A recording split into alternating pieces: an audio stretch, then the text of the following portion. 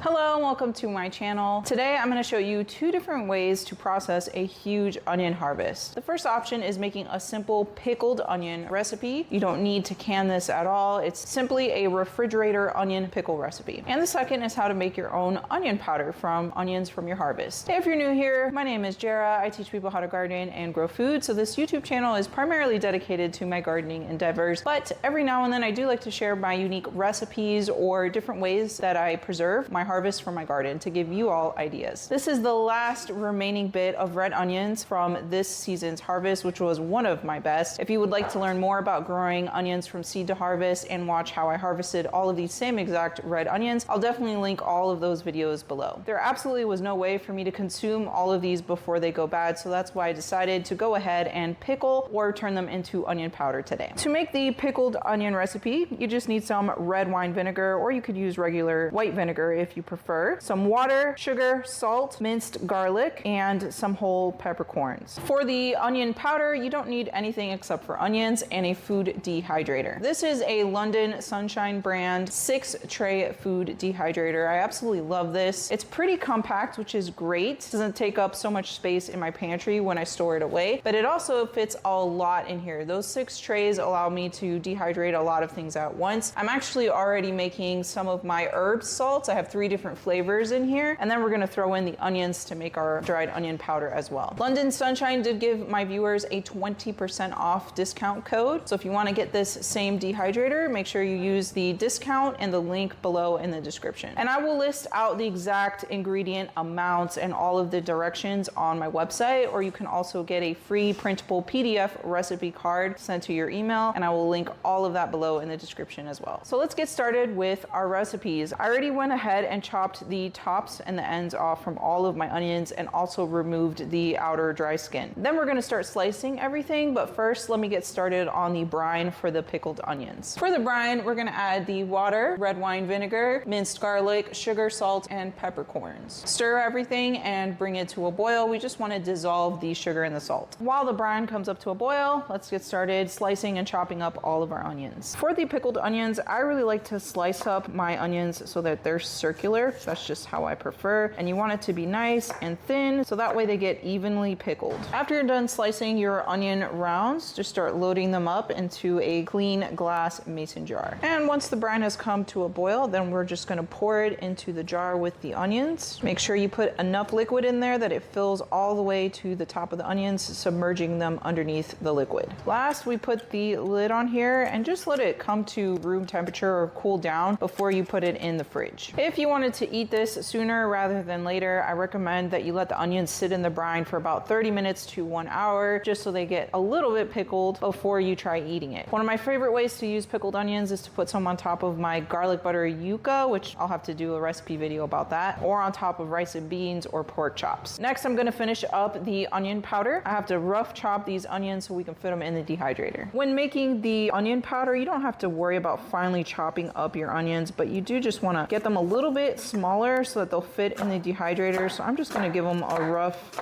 chop like this. Once we have the onions just roughly chopped, we're going to spread them out on the tray for the food dehydrator. All right, I'm done slicing up all of these onions, or rough chopping them, because it doesn't have to be perfect either. So we're going to start loading them on our trays. You can load them pretty densely. They're going to shrink a lot because they have a lot of extra water content that's just going to evaporate out. So it's totally okay to load it pretty densely. All right, so let's load them in.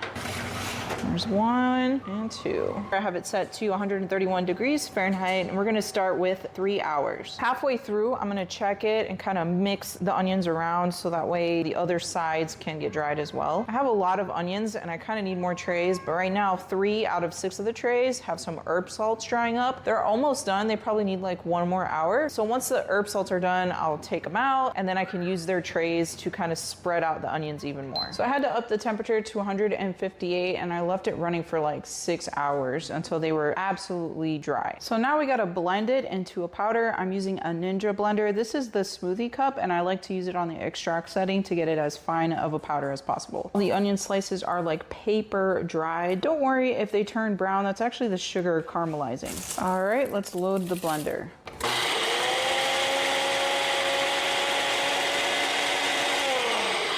All right, so we blended it all into a powder, and I cannot express to you how good this smells. It smells like French onion soup. I'm going to be storing some of it away in these cute little 4-ounce glass containers that I got from Amazon. I bought a whole bunch of them, and it came with little labels because you definitely want to keep track of the date that you made this. The box of all of these containers also came with a little funnel, so that's really handy. And I like to pour the powder in some kind of flexible plastic container so I can just pour it right into the funnel.